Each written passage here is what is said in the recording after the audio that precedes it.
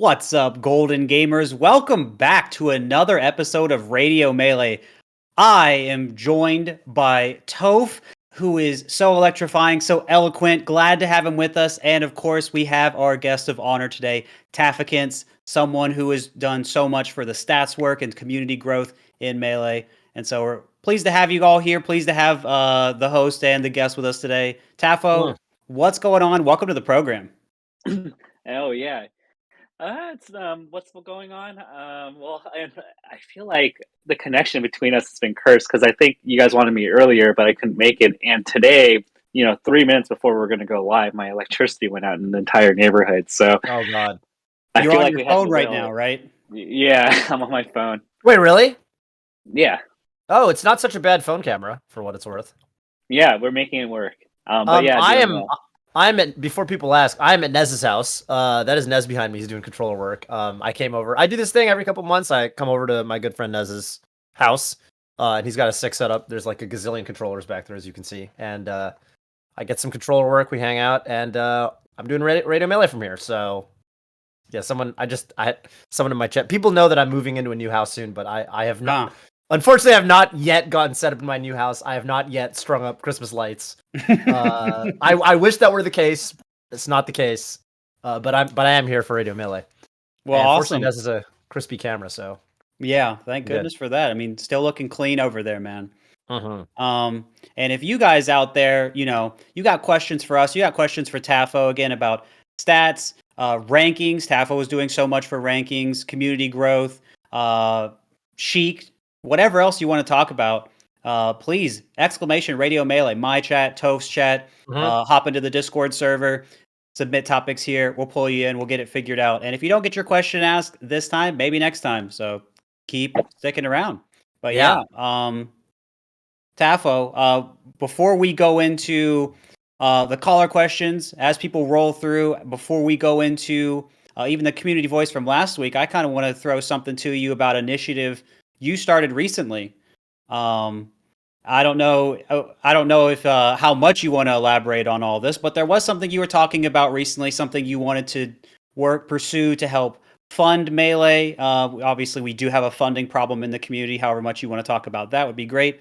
And I'd love for you to use this chance to talk about what you think is a good solution for that, and what some concerns people have, and how that's all been playing out recently.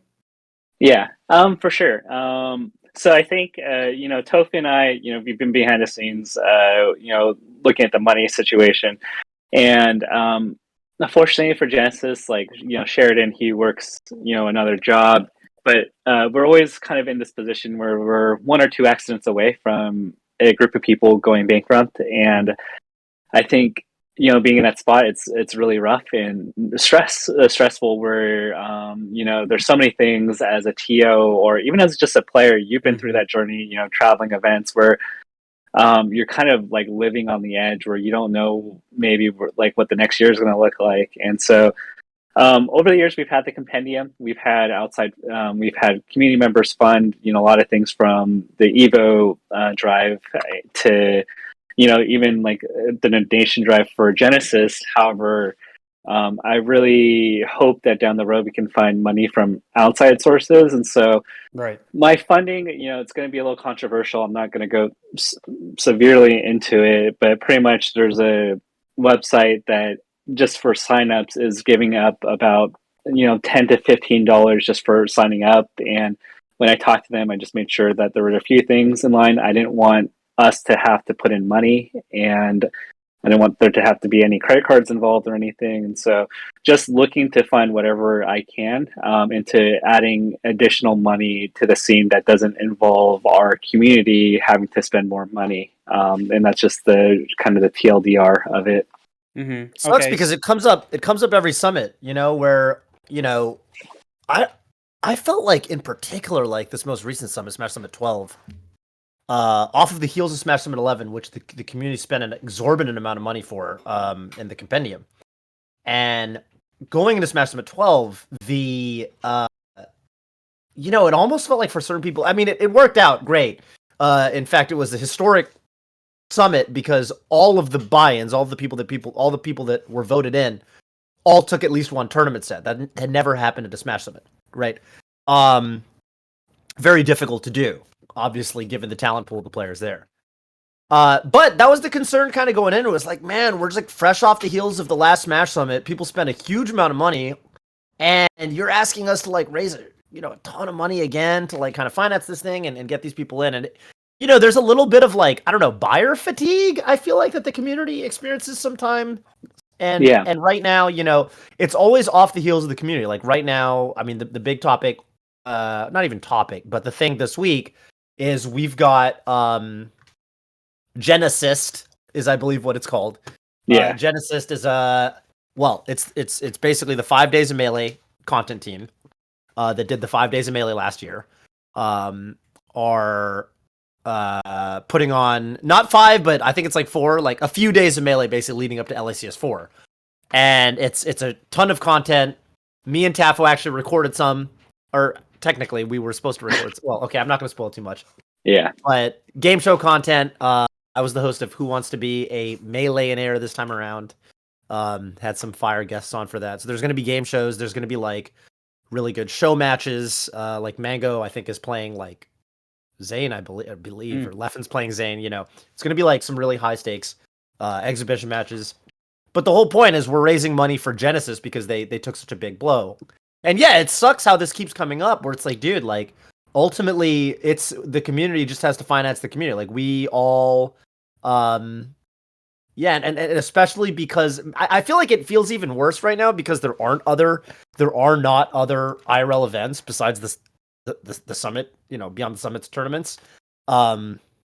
This like concept of buyer's fatigue in the Smash community kind of sucks right now, and so like, I'm certainly interested in hopefully tackling this eventually. Is like, how can we bring in more money, investment from the outside?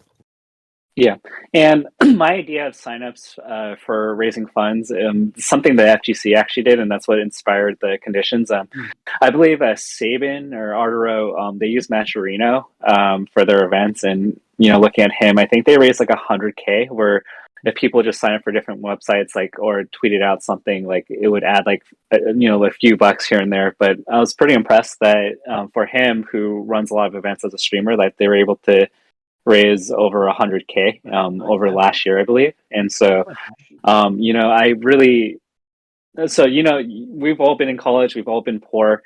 Even when we travel to events, that's like $300, $400, $500. And it's probably even more in today's dollars. And like, I was scraping by just to make it to pound. And like, I know what it feels like to make $10 an hour. And so I don't want to put the burden and pressure on people who want to help to be like, yeah, like I have to put in 5 hours of work to give $50. That just feels bad to me. Although like, and to be perfectly clear, I'm highly appreciative that people are willing to step in and help. I love the community efforts of Genesis and all the cool stuff that comes into being a part of this community.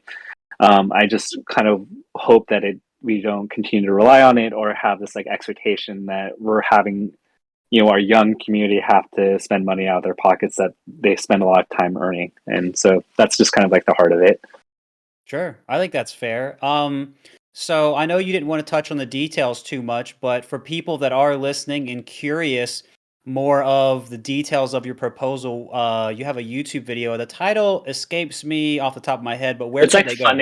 It's funding the Melee community.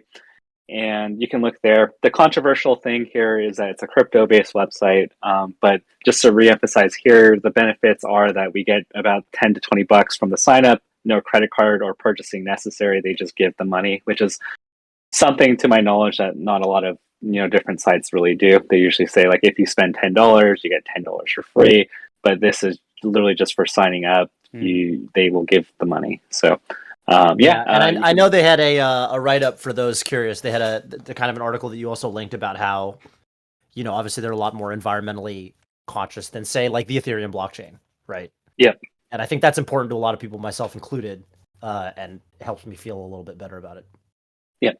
And for sure. So, that leads us to Genesis. Really excited. I think the guys killed it last year with the 5 days of Melee, and looking forward to just being able to go on, Twitch and just watching whatever content's being produced. So really excited and looking forward to that.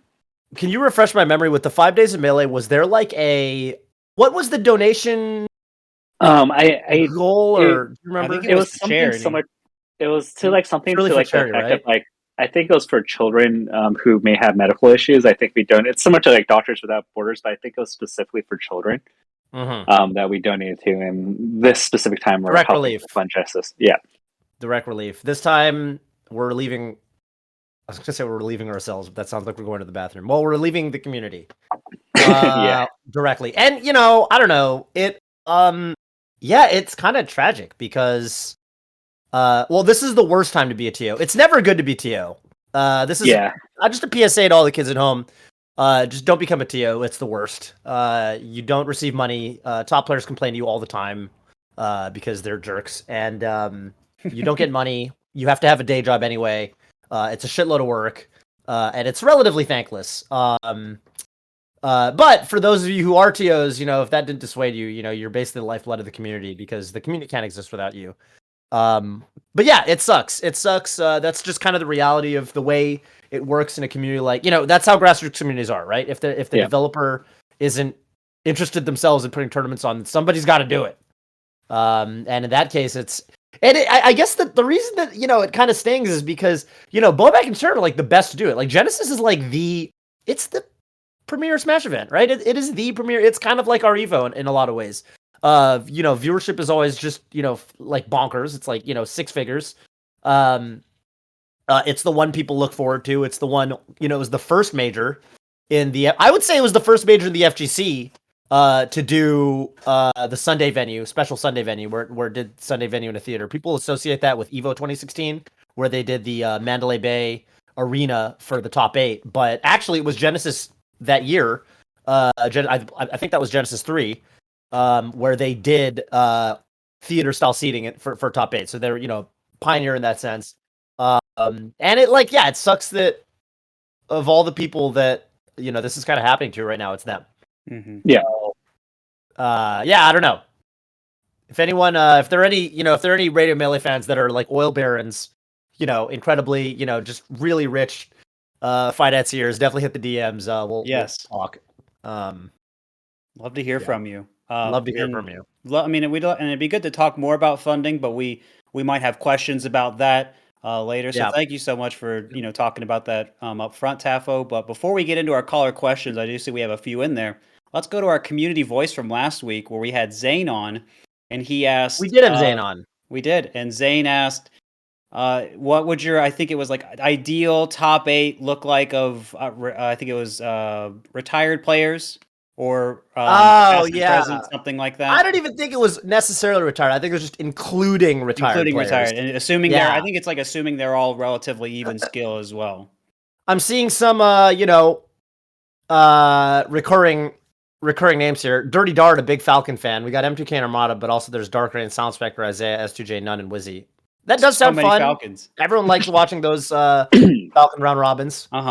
True. Jason Pegas says, as in my boy Hybrid. I'm a Hybrid fan. Nice. I think he quit Melee for the violin.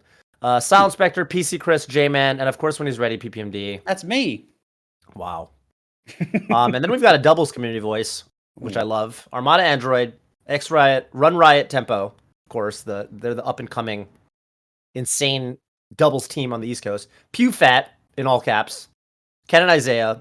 4-leaf Mango. Oh, Mango and Toph. Wow. Dude, Mango's in there twice, but let's go Toph. Love that for you. In there twice. Yeah, who's gonna win between 4-leaf Mango and Toph? Well, the universe loses because we've cloned Mango in this timeline, and everyone knows you can only have one Mango. That's true. I don't know. Mango Falco versus Mango Fox would be sick. True. Mango Falco versus that is true. They could actually just team. Probably be a really good team. Yeah. Or a really bad team. I don't know. Maybe they would both just they'd step on each other's toes. I don't know how that would work. I'm not sure that team would work. Yeah, they'd either love each other or hate each other. And then you've got SS Tang and S2J Shroomed. Yeah, I mean, doubles, I can't believe I made it. How did I make it in here? This is ridiculous.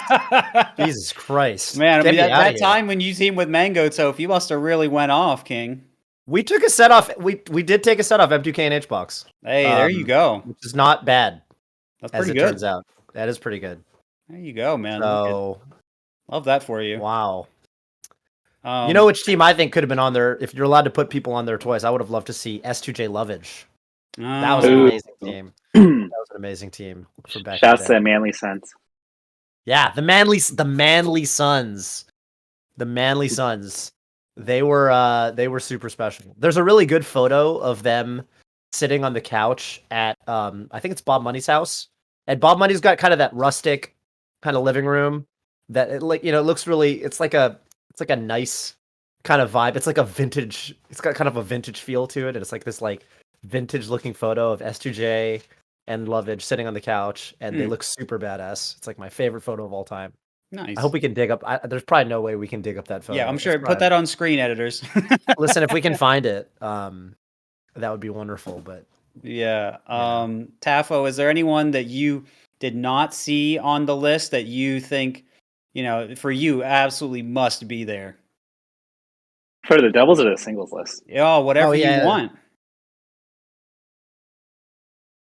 I mean, I'm surprised that As and Chillin didn't get mentioned at all. I think for As doubles. did. Oh, As and Chillin and doubles, yeah, that's right. Yeah. Say what you will about Chillin, and his career. Chillin was a ridiculously good doubles player. Yeah. Say what you will, but that's true. For singles, I mean, I think I posted a tweet thread not too long ago where I think a lot of the international players I would have really loved to see them play in their peak. Javi, Amsa, the Sheik player, Mikhail, Aniki, those are just a lot of what ifs that I'm just sad that we just never got to see. I think Japan has always been a really strong force in Smash. But the thing with Japan is that they usually, most of their community does move on to the new game. When Brawl, it was really interesting. I was in Japan during the early to mid days of Brawl, and it was funny because they had a lot more overlap between Melee and Brawl. A lot of the Melee players just did play Brawl, but as a consequence of that, it was kind of interesting because they would have Smash Fest with both games. And so I got to meet some of those guys, Masashi, and at that point he was already kind of more focused on Brawl, but it was cool. I got to Fox to him, and I mean those players were definitely insane back in the day, and it's kind of interesting to think what it would have looked like if more of Japan stuck to Melee the way that America did. You know what I mean? Yeah. That would be a very interesting timeline. I suspect they would still be extremely strong. Oh yeah. Yeah. I think World Tour especially has gotten us to really come back into appreciating how much talent is out there, how hard people have been working, and even the impact of Slippy and helping people improve faster and show that they absolutely can do it. So I'm really hoping to see more from Ingen. Yeah. He didn't. I don't think he ended up the Marth player. I don't think he ended up taking any sets in his pool. I'm not sure. Not sure. I know him and Magi went to game 5 close. last stop. It was really close, and I don't know. It's just such a cool story. He started playing a year ago, not even at the beginning of the pandemic. He started playing in the middle of the pandemic. He started playing in August 2020, which feels so recent. For that to be his first time holding a controller, and then to be taking Magi to game 5 last stock is just insane. I mean, it's honestly it's unfathomable, and for me the big question is he going to be able to travel more? Is the competitive landscape where he is in Japan, because I don't even think he's in Tokyo. I think he's kind of out in the boonies. So is he going to have the landscape that's going to let him continue? Well, it's making it work so far. So I hope so. Yeah, we'll see if there's any sort of limit there and what he's got to do at that point. But a lot of great talent out there. So that's certainly a good point, Tafo. I actually think that I was trying to conceptualize a video. I was outlining it, and I think the interesting thing about 2021 is the gap between just starting out and going 2 and 2 in a nationals bracket is a lot higher, right? The skill you need, the raw skill you need to get to that point is really high, but the rate of improvement that you can have to get there is a lot faster than it's ever been. Yeah. It's like an arms race with the community is in an arms race with itself. Yeah. I mean, you guys remember the old days of having to find videos, or you had to pay $25 to go on MLG, you had to pay $30 for the OC2 DVD. There wasn't a YouTube yet, and so like even to improve, even just like L canceling, I was trying to explain to one of my friends getting into it. I was like, yeah, you do it as you land, and it turns out it's like you do it a little bit before, but there's a lot of just pain points that like are just so simplified today, which is like amazing. Yeah. But yeah, I'm really excited to see, in addition to him, like who shows up in like another year. It feels like 1 year today is like 3 years back in like 2005 in terms of like the rate of improvement. Yeah, well said. So yeah, I think we've thoroughly investigated Zane's community voice. We are going to be still encouraging Tafo to be thinking of what he'd like to ask, but in the meantime, we got some callers ready and waiting. So I'd be glad to bring in our first one today. There they are, J Plums. What's going on? Where are you calling in from? Yeah, hi. I'm calling in from Toronto, Ontario, Canada. Nice. What's up, Jay Plums? Good to have you Thanks, man. on the program today. What's your question for us?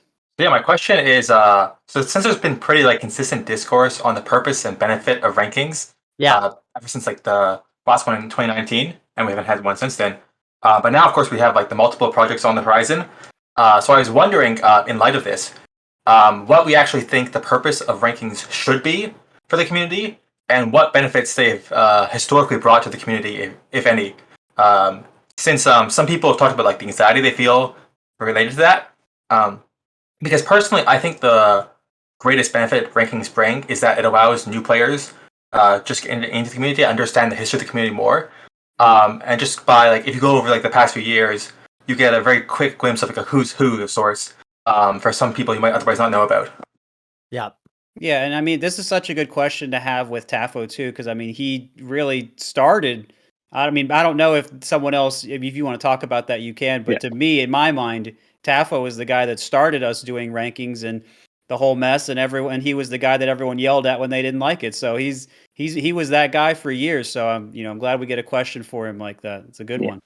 Yeah, so I can funny enough, I think Chillin' Dude and Hugs were the originators of it. They created a top 25, at least US ranking. So I'm not like the first one, but I think it went dead for a while, and then I brought it back. So as me as like the original architect behind it, if I look at other esports or I look at sports, right, you're very quickly able to find a narrative around people and like figure out like who's who Steph Curry is, who LeBron James is. Yeah. If you want to dig deeper, you can find it. 2013 was a different beast. You like local hometown hero Slox, like there was just no information on a player like Slox or a person like Dart. And to me, it's like that makes this seem like a huge outreach issue where there's just no way a person can contextualize like how good this player is, and that's what brought up the rankings. Is just I just needed a way for very quickly to contextualize like how do we like put these people like how good are they like in a quick numeric fashion. People love lists, people love rankings, and generally I wanted people to get to talking about Smash and Melee, and I felt that this was the best avenue to do it. Now, understanding that I understood there were a lot of weaknesses to it. Double elimination brackets. I believe in 2013, all we had to really pin off of were locals, Apex, and Evo. Obviously, you're not going to have a lot of data points, and a lot of people inferred off of friendlies. But I felt like it was decent enough that if somebody finished 57th versus 70th, in my eye, like that doesn't make much of a difference. I would just say like, oh, they're both top 75, and that's like fine as a point of comparison. And it's to just get people talking. That's the heart of it for the community. And for rankings, to your point, it's about like I want to improve. Like this is a benchmark for a lot of people they want to get to. It's like I want to get PR'd and then I want to hit top 100. So I wanted to create that kind of foundation for people who want to climb up the ladder. Toph, you were saying something? I just think I think the in some ways there's never been a clearer time to answer this question. It's like, anyone who tunes in a Mango stream, for example, they're always, so much of the problem right now is that, Mango's been calling the last couple tournaments like this is like the filler arc, because he's like, well, these tournaments don't really count for rankings. What's the point? And I feel like in a lot of ways, this didn't used to be the case, obviously, because tournaments existed long before 2013. But it feels like now, if a tournament isn't for the rankings, the top players don't care. They might not attend. And so in a lot of ways, it's actually it feels like very concretely right now that if there are no rankings, what's the point for the top players at least? And if the top players are in attendance, nobody wants to watch. So it's right now it feels very practically like the rankings are crucial, essential. For better or for worse, right? For better or for worse, I would say that there's always going to be a little bit of a sense. We talk about the Mango Zane tier. Even that in its own way is like a colloquial or a casual kind of ranking that the community kind of accepts.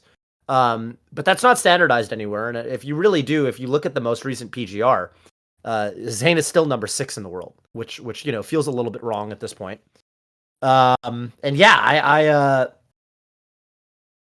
I would love to live in a world where people just compete for competition's sake and don't care about the numbers and don't care about some little anecdote they can put at the end of their Twitter bio, number 1 in the world, number 2 in the world. But that's not the world we live in. People need validation in the form of, well, what people. Yeah, I mean, people care what people think about them, and for better or for worse, you need the rankings. You don't have them. We've kind of learned that top players don't give a shit. So if you want to see good Melee, you have to have rankings. That's just kind of how it works. Yeah, I suppose in the absence of something else anyway. But there was the question of what they ought to be, but there was a second question, J Plums, and I want to see if I can answer that. I don't remember what it was. If you could remind me, that'd be great. It was what it should be and also what it has been in the past. Oh, what it has been. Yeah, that's different, right? So what we would like for rankings to do versus what it's been. And so I think, Toph did a really good job summarizing what it's been, right, and that's been, this is, hey, go to these tournaments, you silly top players. That's what that is, what it sounds like. And so, what it could be, what it ought to be, I mean, I think is tough. Do you do it in tiers? I mean, we talked about Toph mentioned the Mango Zane tier. If you do it in tiers, do people, in your Twitter bio, you can't say number 1. You have to say shared number 1 or whatever, right?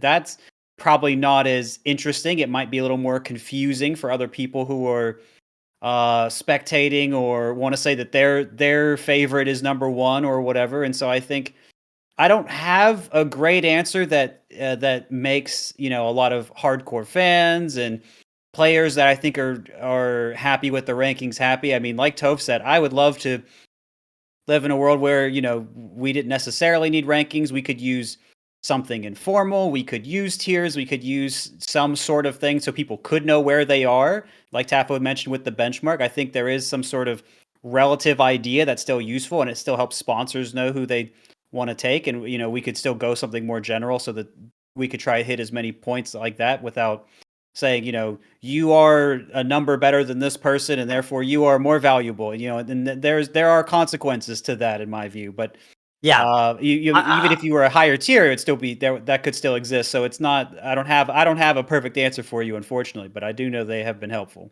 Yeah, I mean, I'll definitely add that, I think that it's really easy to get wrapped up in it and, kind of, people almost develop like an unhealthy obsession with them, for better or for worse. But that's I guess that kind of comes with the territory. Like if something's meaningful in that sense, if you've got this thing and the community is forming opinions about you based off of this thing, which is in this case, the kind of the community, like the global rankings, of course people are going to obsess over it. Yeah.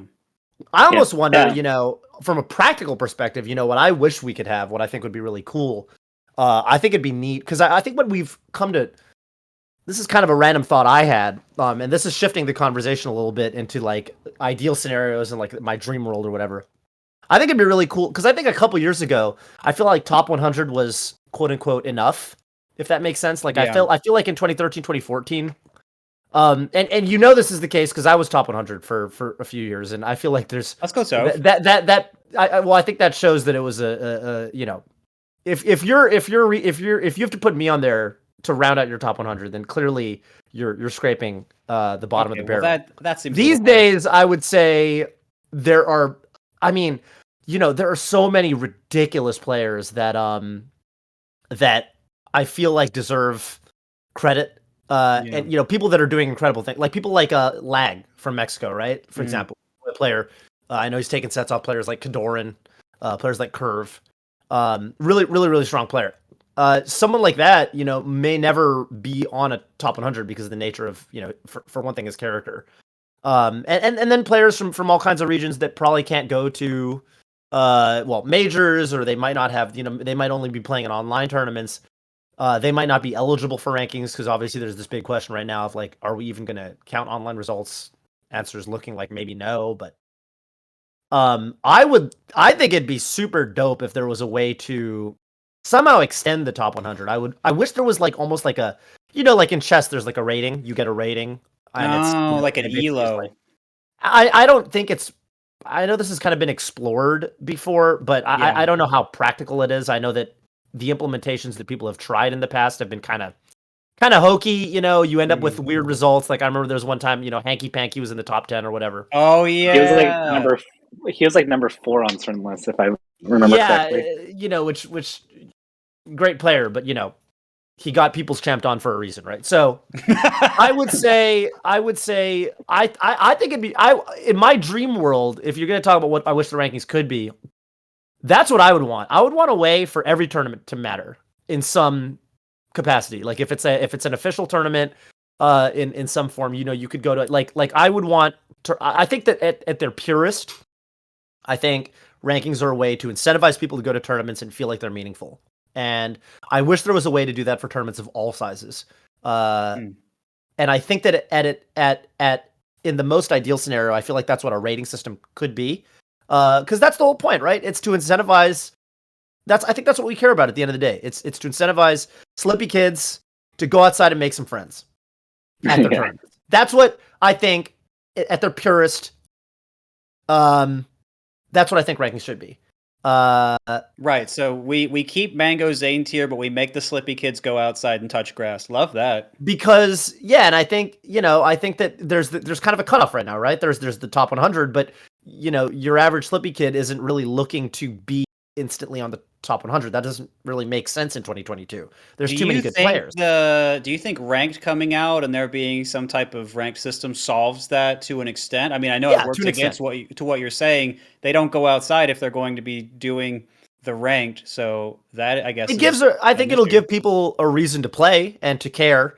And I think that'll be good. But yeah, I would love there to be some bridge to IRL tournaments. I feel like that's the dream. The dream is, let's nurture this thing that we know we do really well, which is we have an awesome, in-person experience. That's always the best part of Smash Brothers, of course. Getting to tournaments and hanging out with people. The real rank is the friends we made along the way, and all that good stuff. Yeah. And I think Slippy Ranked is going to be really dope for people looking to level up, for people looking to have a good time online. But yeah, if there's some way we could, that's what I want. I know this is, if I had the perfect solution for you, I would just do it. But that's what I'm interested in. Yeah.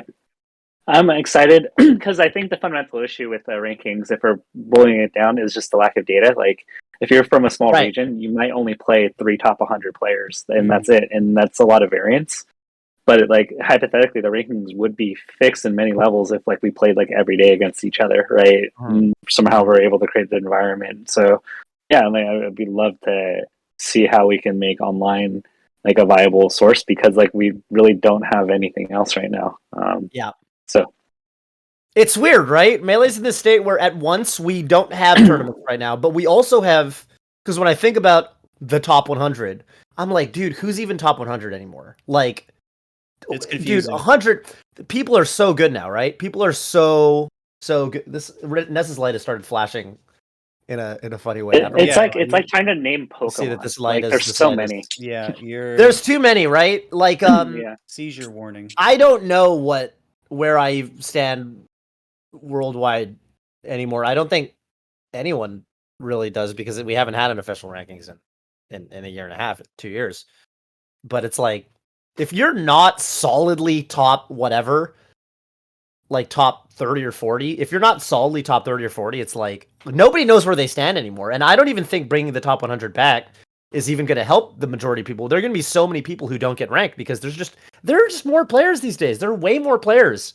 And it's a funny dichotomy to be in. Hey Nez, what's going on with this light? Why is this light? Okay, doing? while they figured that out, Tafo, did you have anything you wanted to tack on to what Toph was saying, or I kind of like it. No, I think we can probably move on from the topic, but great question. yeah, Thanks, really Jay. important J Plums. question, and appreciate you calling in with the J Plums.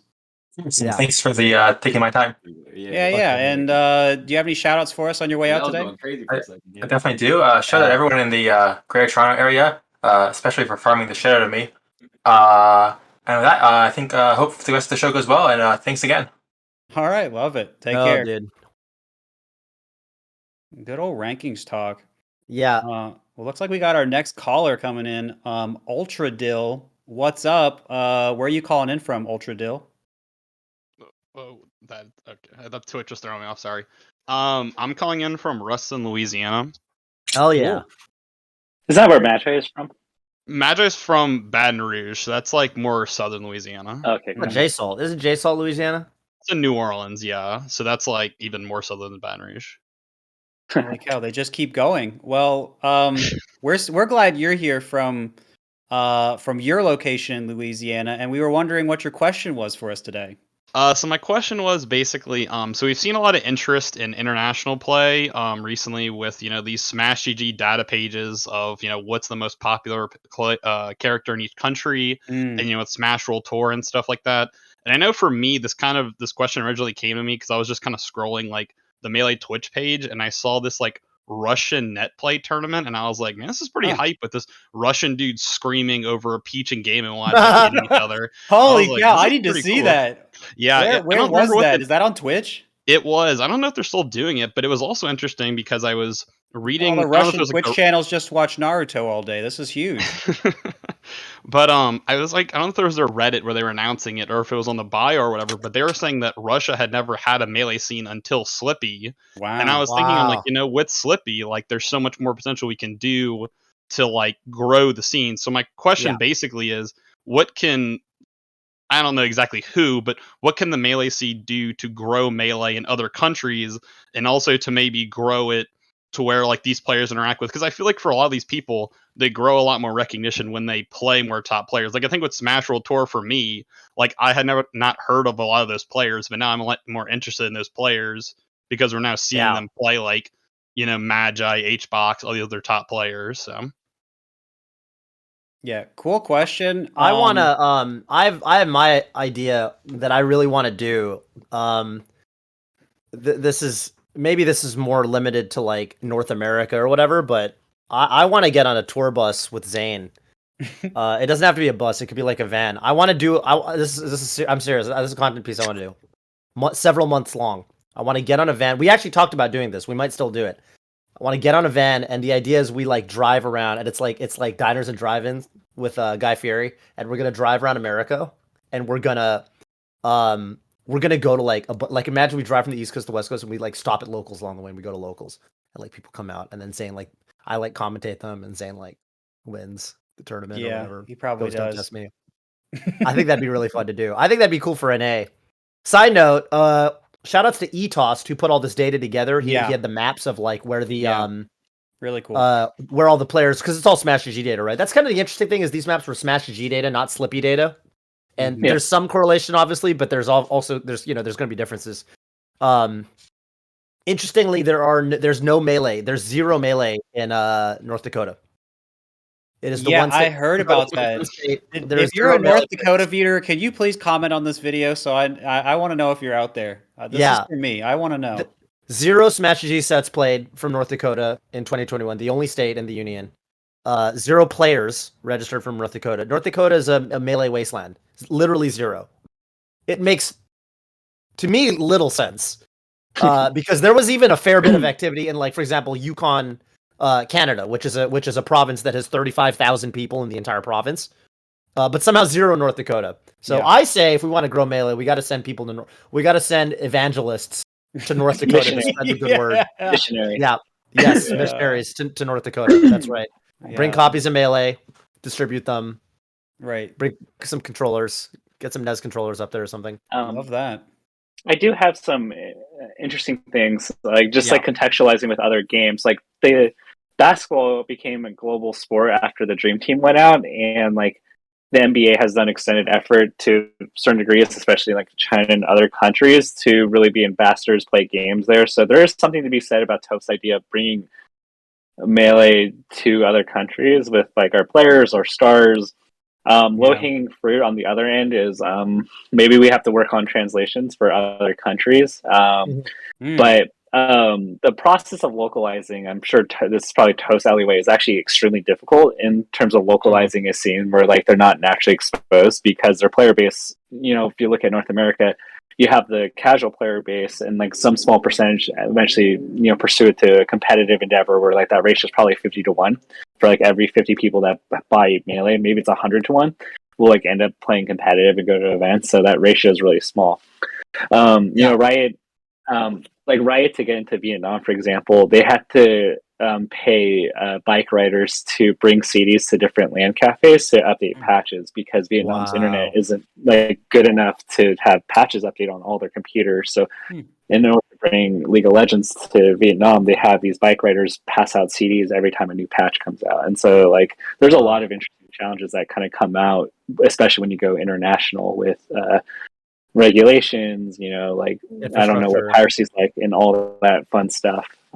But yeah, there is low hanging fruit, and I think it's awesome that Russia is having it. So like I think the low hanging fruit here is maybe we create translations of our tutorials, our guides, and let's see like what happens from there if like we can break at least that language barrier. I'm a big fan of you know, kind of what Aiden and people, I would say Aiden and also like people like, you know, Cone with Cone's Academy, people like Kumar and Turk on the Levo team, everyone on the same team, you know, like the same circuit. I think some of the stuff that they like I feel like Europe really came together in a major way over the last year or two. I feel like I'm watching way more EU Melee than I ever did. Outside of like, you know, I'd watch Beast, right? And like DreamHack Sweden or whatever, but I feel like EU Melee is way more I don't know, prominent right now than it's kind of ever been, and it feels like I don't know, it's kind of funny because it happened all after Armada quit. But which, you know, I don't know what that says. They were too intimidated by him to start. What's the point, man? Yeah, what's the point? But yeah, stuff like that in general, I think is really cool. I think that someone just has to like, someone's got to do it. Someone's got to go over and do it. You know, I know in the FGC, you know, for a while, like Spooky, you know, was out in Southeast Asia, and he brought his talents out to Southeast Asia and was running events and doing streaming and doing his stuff out there. Maybe someone just has to do that. I don't know. Yeah, and I feel like I'm sorry to cut you off. Oh no, you're good. Go ahead. Oh, and I mean, I feel like one of the biggest things with Smash World Tour that I feel like made it more interesting, though I understand financially this would be hard to do, but having the regionals in each region, like I know they weren't able to have for Central America and Australia because of COVID, but I feel like that also helps build hype because it can create a revenue stream in a way, like it can give an incentivization of like having these stream things, and it also gives like stakes to it and kind of creates these narratives of helping build up these players.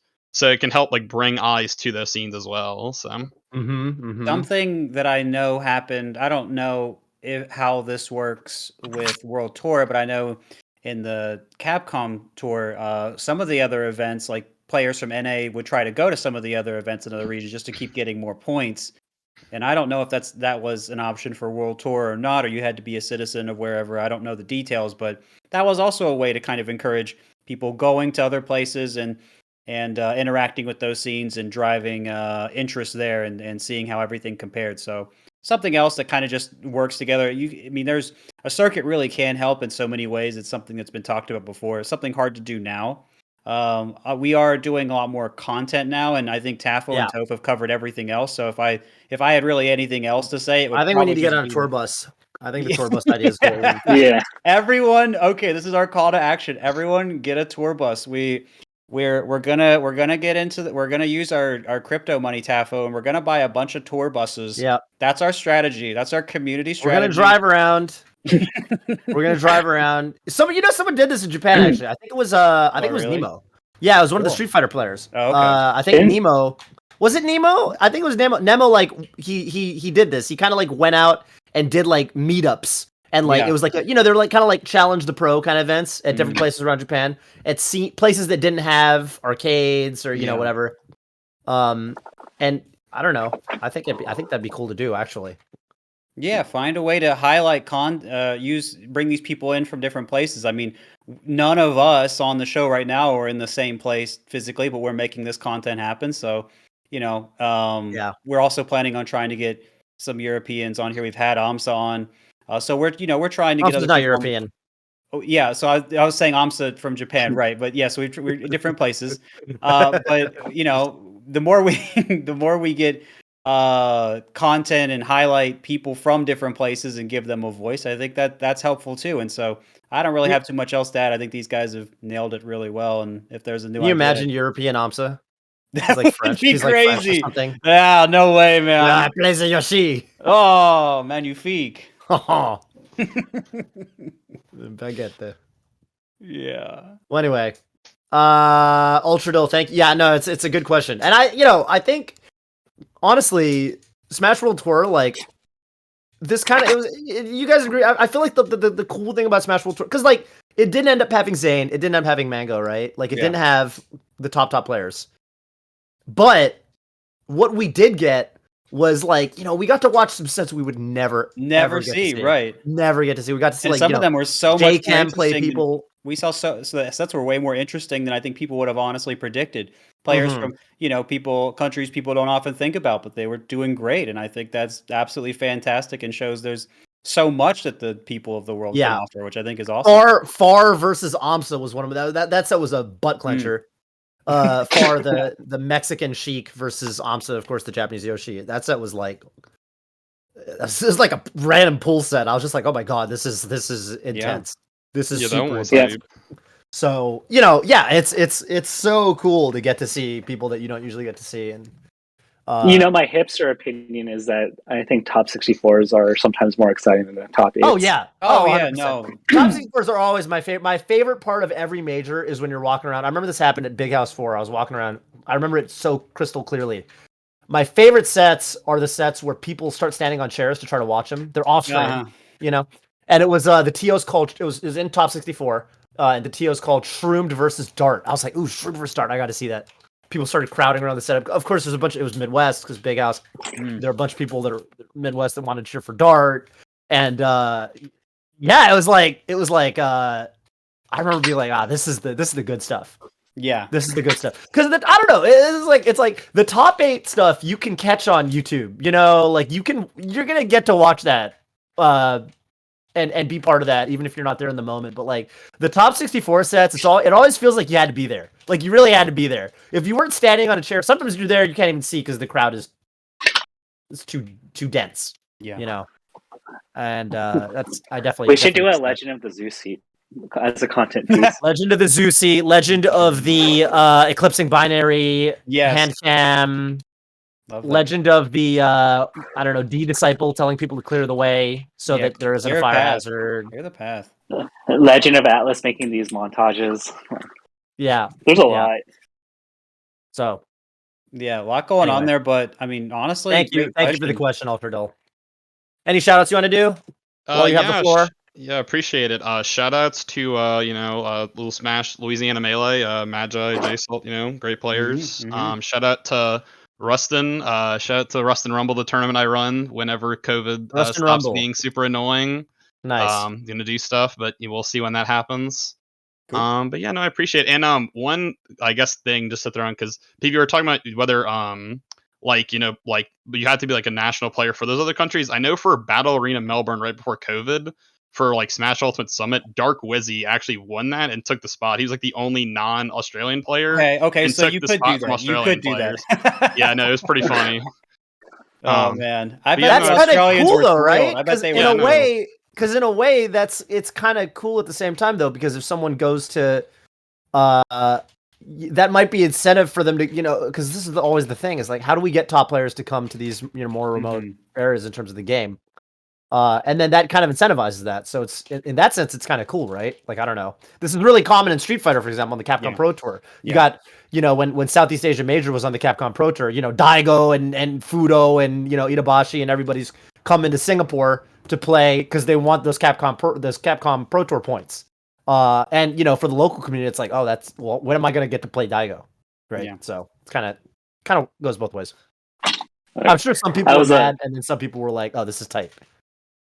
I was getting a little anxious because my phone battery was going to get low, and then I remembered I have a laptop, and I'm using my laptop to charge my phone, so we can go a lot longer. Great, Taff. I'm glad we're keeping you with us. Is your power really still out? Yes. I guess it is. I see the devices in the background, and they're definitely... Wow, that sucks. Well, we're glad Tafo's sticking with us, and we're glad that you're shouting out Louisiana Ultradille. Thank you for your time. Yeah, appreciate it. Stop by on the tour bus over here. Sounds I will. good. We'll schedule a Louisiana stop. I would love to get a Louisiana boil of seafood and eat there. My brother lives in Louisiana. Oh, okay. All the better. Yeah, New Orleans. Maybe I'll. We'll stop by. Go there. South Louisiana's better food. So. All right. Sounds good. Take care. We'll visit J Salt. Bye. All right. We've got definitely some more callers here. We got one Our more. Next caller. Looks like. Yeah. I don't know if we have more or not, but we'll see. Right now we have have one more. Kimona. I don't know if I'm saying that right, but if I am, what's up? Welcome to the show. Yeah, you got it. I'm Kimona. I'm calling in from Dallas. Great. Dallas for us today. So I'm interested, given the three folks that we have on today. I'm curious to know how things like note taking, watching the game, and engaging with stats and things like that differs from the perspectives of being a player, being a coach, or being a commentator. Whoa, question. Good question. Great That's question. That's an awesome question, man. Actually, Tafo did a great job, fantastic job with coaching Mango. Toph, of course, phenomenal commentator, and I do some commentary too. So I think we really got everyone here. We can really answer that on all fronts. Great question. Yeah. I think PP could start this off because it was like as a player, right? And like I think there's like self-improvement cycles that you probably were a little bit more deliberate than I'd probably say most of the other, top players. So like why don't you run us through like what you kind of look for? Because I think that's kind of like the angle of the question is like what do players look at to like improve? Yeah, and just to make sure I'm clear, I didn't use stats very much, Kimona. That was something Tafo was very good at, and something I didn't really find a way to capitalize on. I'm sure Kimona included stats in the question more for Tafo than. Yeah, sure. So I want to make sure that I can remember what else you were really asking for, just so I can respond to that part. Right, sure. I mean, like definitely note taking and I guess particular things you try to look for when you watch a VOD. I mean, I'm honestly interested in perspectives, like all three perspectives. Really. Okay, sure. So as a player, you're looking for most people, I think, that get pretty far are usually looking for the big problem areas. What's getting you hit a lot? What's happening to you over and over? What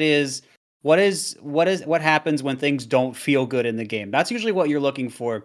This is common in traditional sports. People are often looking at what's going wrong and then trying to fix that. So I think that's a pretty common approach there. And what you're looking for, the way I tell people is look for a hit and find out what happened. Sometimes you have to guess, sometimes you have to make some theories or whatever, but you get there. And so note taking for me, broadly is about figuring out what's going on that's going wrong. But I think once you start, either have a problem player, like someone that's giving you a real hard time, a problem matchup, or you just get farther along, and then there's a narrower field of opponents. Often you're spending a lot of time looking at, well, what does this person really like to do? What do they like to go for? What's a common habit they have? Where do they get uncomfortable? What do they do when they're uncomfortable?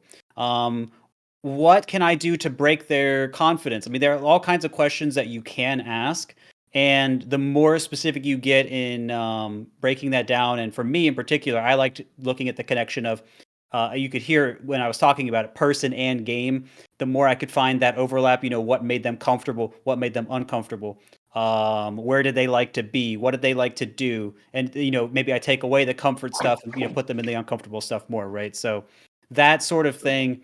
absolutely really helpful. And I think if you can also look at that and be honest with that for yourself, which at times is harder, and I think that's why having a coach or another perspective is really good. But the more you can be honest with that about yourself, the more you can, you can expand your own range of comfort and say, even in places where I wasn't comfortable before, I am now, and my mix-up range is greater You give and stuff like that. on the comfort note, because I feel like that's a very personal term, comfort. Do you have any examples of this? Of like you studying for like some top player and like a situation where this kind of happened with you. Hey, these notes are proprietary. I'm just kidding. PP, well, no, it's fine. Let's see. I mean, the answer could be no. Not off the top of your head, it's fine. Yeah, I mean, I think I can come up with something. I think there are. I guess I can do something easy. So I think when I could shut down, M2K coming off a platform, if he was Sheik and I was Falco, for example, if I could deny him something there, I could keep him kind of locked down for maybe a few seconds or an interaction or something, then that could be very uncomfortable, because often I could feel that he would pick something or a series of a few things that would lead to a better outcome. And if I, would deny that for a little bit, then maybe, something a little more frustrated can come out afterwards. Like antsy. There's still, a little more pressure from that over time. And so, but I can look at it from my own end, but just something very quick in particular like that, I think is a little bit easier to convey. So hopefully that makes sense. Was this like, was this part of what led to Skate Hard 3? Yeah, I mean, there's a lot of things that go into it, right? Because getting that initial opening is one thing, but then how to extend and keep someone uncomfortable is its own thing afterward, right? So you could make someone uncomfortable, and then to keep them there is one thing, and then there are players like Mango who can regain their composure a lot faster. So then then they come back to that, and then you have to kind of go with that flow and say, okay, well, how can I put them back there, or let it be one way for a while and then try to put them back there. And so it really there is a real, in my view, dance of how that can go, and so it can really differ. Mm-hmm. Go ahead, Devo. Yeah. Yeah, and so I think to allude to like PPMD, like there are universal truths about matchup. Like if you up throw this character at this percent, it leads to this, right? There's definitive, checkmate scenarios, and then to I hate saying PPMD. It sounds like IBDW. I apologize. You could say PP, you could say Kevin, whatever you want, man. Okay. I don't want you to be uncomfortable. I'll just, to PP's point, then you get to meta habits, right? Like in my notebook for Toph, right? If I tech chase him and I miss, I know that he's going to drill shine, right? But that's a really important thing to learn, because most other boxes will spot dodge or roll away. Against Silent Spectre, I noticed that he never grabbed me. So there's one match where I JB for'd him, and like this is coming off of just losing to him, where I was like, I'm just going to shield and see like, is he going to punish me? And then he didn't punish me in the entire set. So there are definitely like kind of like little statistical things you can pick up there. For Mango, when I coached him, which is the second part of the question, very similar approach to PP. Like, it's just like kind of like when you watch a match, you kind of form your own like kind of hypotheses of what's going right and wrong. And sometimes it can be stage related. So like I go like, okay, like what happens when he loses on FD and he goes to Yoshi's? Like he loses the majority of the time. Okay, like let's go to Stadium. It's a bigger stage. He's not going to overforce the action. If he gets tilted, he stops dash dancing. Okay, that's a good note that I give Mango. Like, hey, these are your mental notes. And if there's like a repeated habit that is like just happening over and over again, like where like Mango was like literally like just like Shine narrowing Armada at like low percentages and just getting CC'd for 60. I was just like, hey Mango, like you got to cut this. Like I'm gonna show you like 10 different moments from the last set so that it's ingrained in him how stupid it looks. And then so that was like how I mostly coached. Like I would give him win rates of the stages. And notoriously, like there was a Genesis tournament where he got like 3-0'd in like 10 minutes against Armada, and then he told me like I needed to punch him in the face so that he would never do that again. So that was the kind of relationship we had where I would give him the information. Some being Mango, sometimes he wouldn't take it, and then we built trust over time. Where everything from picking Stadium more often to picking Yoshi's in certain circumstances to picking Mario against Pikachu, like against Oh man, that was against fun. Axe. We did that because like I just showed him and just said like, hey, look, here are the 3 reasons why. Here's a data reason. Here's your emotional reason, and I think it'll be cool. Like because that's like the manga argument that I always have to put, and that's the extent of like the the data driven coaching that I did a lot with manga. I think with data for me, and VOD watching. So I think there's 2 things here. I think with data, I'm the most as a content creator in particular. I'm the most interested in like sifting because I think with data it's really interesting because certain things mean something, but I also think there's a lot of noise. And I think what I find particularly interesting is distinguishing the noise from like I think people, especially people newer to the scene, sometimes will read, if anything, too much into things. And what I like to do, especially like in my YouTube videos and stuff like that, is I like to try to disseminate meaningful data, meaningful things from like I think you're jumping to conclusions or something. I remember I was watching a tournament actually a long time ago. This was Mango Armada Grand Finals. This was one of those. I think it was I'm Not Yelling. It was one of those NorCal tournaments. But somebody who was chatting with me at that tournament was telling me they thought that Fox Falco was unwinnable for Falco in the meta. They were like Falco's been completely. This was 2015. They were like Falco's been completely solved by Fox players, and the matchup is now unwinnable. And they were citing some data that they thought they had.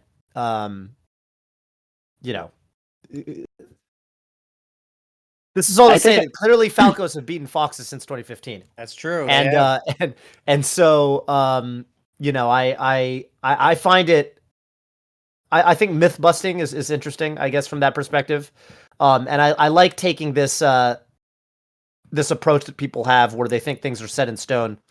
I'll give you a really good example here. We were talking about this in stream last night. There was this 6-year-old Reddit post. It was interviews that this guy did, little short interviews. He walked around this venue, Big House 5, 2015, and he was asking top players, which characters do you think it is possible to win a tournament with? Solo main. Oh man, yeah.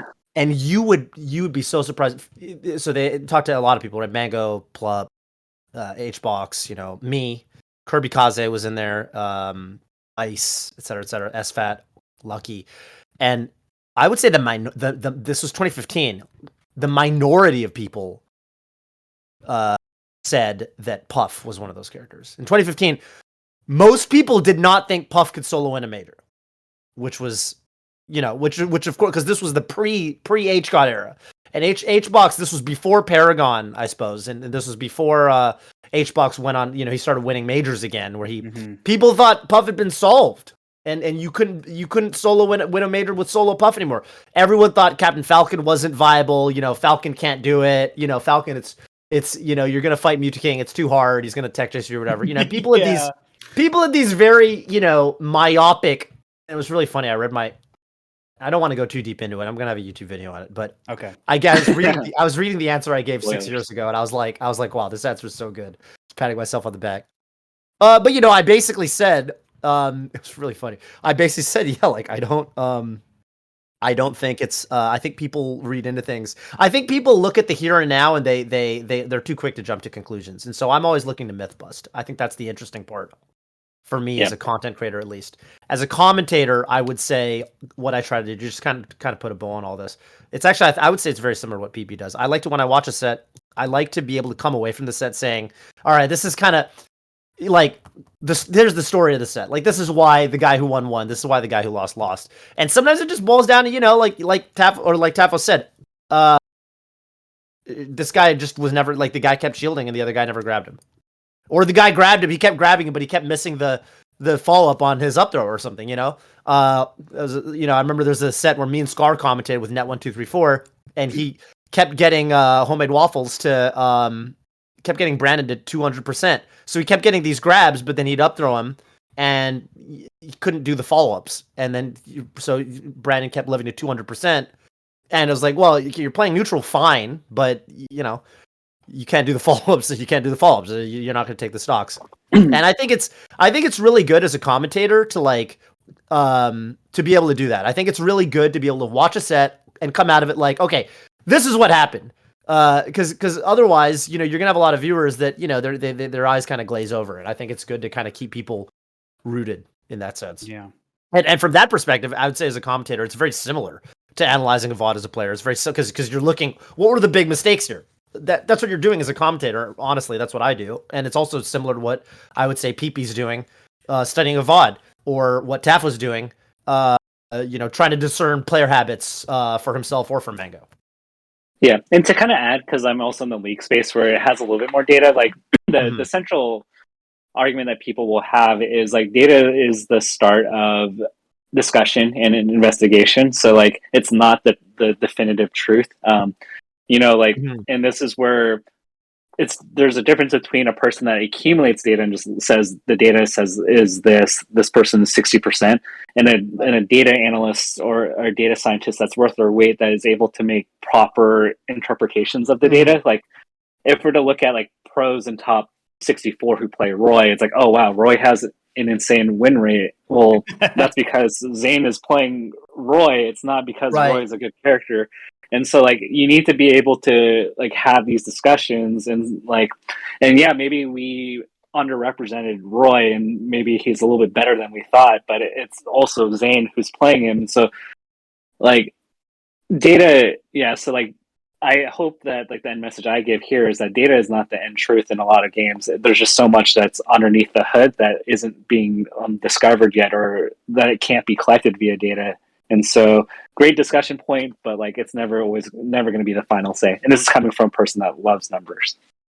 If I can add to that too, it's really funny because I've engaged in a lot of different competitive games, and one of the ones that takes data very seriously is Rainbow Six. And they always post like at the end of every season, they're like, hey, in platinum lobbies and above, here's like the win deltas and the usage rate for these characters. And this last season, this not relevant in the meta operator had like a win delta 5 times higher than anybody else. And then you look at it and you're like, well, yeah, because in a high level lobby, people are only going to pick that character when, they're rolling the other team and they want to do something funny. Right. This was always I remember in Overwatch, this was the case with like Symmetra, for example, when Symmetra was incredibly off meta, or like Bastion. And there was part of it was that, and then part of it was like they're dog shit for the most part. And then there's like a really niche specific scenario where you might want to go that character to hold like a very specific choke with a very specific strat. And then, yeah, of course you win every goddamn time you're able to set that up. So they're like, their win rates are like, oh, they're better than the top tiers. We got to nerf them. And then the funny thing is, Blizzard would periodically they would actually come in, they would nerf these sorts of, and it's like, dude, why are you nerfing the bottom tier? It's really, really funny. Do I sense salt from Toph? No, I hated those characters. I actually thought those characters. I liked that they nerfed those characters because I thought they were degenerate. But I did think it was funny. And the Symmetra mains would always complain. Anyway, it was this whole thing. But yeah, you can never just use the raw percentages, because like if anything in these sorts of games that have like huge player bases and team team games like that, if a character is like top tier in the pro meta, what often ends up happening is casual players will try to pick them in ladder and do very poorly and kind of underinflate their win percentages. That happens a lot. So you always have to take everything with a grain of salt. But yeah, good question. Glad to be able to talk this kind of stuff with Tafo. Any shout outs you want to do, Kimona? Yeah, a couple. I think the first one I want to shout out is just like all the people who are like behind the scenes at tournaments, like TOs, production, especially people who run pools. Thank you everybody for that. And I also want to shout out the DFW Smash scenes as a whole. I've come from like an Ultimate background most of my time, but I went to some Melee tournaments recently, and it was kind of the best time I've ever had going. It was kind of sick. Yeah, let's go. DFW Melee. Kimona likes Krabby Patties after all. Tell him, Tafo. Yes. All right, take care. Oh yeah, dude. Take care. Love the cross-pollination. I think every Ultimate player should try to go to a Melee tournament once, and every Melee player should try to go to an Ultimate tournament once. I really mean that. I had a really good time at the Ultimate locals I went to. Because, it's like a sister community. You're like, oh, like, I don't know these people per se, but they're just like me. Fair. Yeah. Very fair. I mean, think that's all the... Go ahead. I was just going to, I mean, I think that's something that you in particular have always kind of strove for, Toph, is linking communities together. So certainly no surprise there, but it's a cool thing to say anyway, right? I'm a big linker. Love linking. Big linker from a big thinker. There it is. That's Well what it's all said, about. Tafo. That's what it's all about. Well, hey man, look, there's plenty more that we could be asking you, but I think it's time for you to ask something yourself, Tafo. That's right. The community voice. I'm curious what you've got for the people at home, the people listening in, whether it's on a podcast platform, but we are going to be looking at the responses on YouTube. What's a question that you think would be great for everyone to answer and we can talk about next week? Love to hear what you got to say for us, Tafo. Yeah, I think this will be really interesting because I alluded to how quickly people are improving earlier in the episode. So my question for the audience is, who do you think will, if we had this award of most improved player, who do you think will get that most improved player award of 2022? Get it for this year, this coming year. For this coming year. I see. So it's not who do you think deserves it from, the most recent year. It's who do you think will end up having improved the most in 2022? Yeah. And I think I like this question because it highlights a lot of local heroes that people may not know about. Yeah. But it's like, oh, like look out for this player, and like he's gonna make, or he or she is gonna make waves, or they're gonna make waves, and so people can show their local hero pretty much. Yeah, you can promote your local hero, but I also think that answering anyone that is known could also be cool too, right? If you think some of the high level players are still putting a lot together and still innovating a lot, you think they're still trailblazing and you see them doing a lot of new things, you can shout them out too. I think having something like this where you look at whether a player is refining something and they're able to get a lot more results, or they're bringing a bunch of new things in and getting a lot of results, I think is cool either way. So really puts a lot of people in the running together, and so that's a fun question. Yeah. And then my meme answer, I'll have to actually think about this myself, is the Crimson Blur, because starting off from negative and then making an improvement is relatively really large. Do you think he will do that? Yeah, Toph and I have the same question. Do you think he's going to do it? I think he's playing. Okay, well, I ran into him on Unranked one time. How did it go? No, I'm not even going to ask. He's got videos on that, I believe. Yeah. He makes my Falcon look really good. What a nice guy! What a nice guy! Is he going to draw you a portrait? You should try. Yeah, you should draw me wearing a Falcon helmet. Cool. Is that it? Or is that how this works? Or yeah, this is pretty much it. So I mean, thank you so much, Tafo, for coming on, bringing the community voice out, bringing the stats, bringing the all the experience you have and the initiatives you started with the community. Much appreciated. And thank you, Toph, as always, for holding it down. Yeah. You're in Nez's place, but I mean, looking good. You got everything under control, man. Love that. Yeah. And Nez, feel free to wave to the camera. Say goodbye here. Peace, guys. Yeah, later, Nez. And later, everyone out there. Thank you guys so much for tuning in. This is another episode of Radio Melee. Signing out.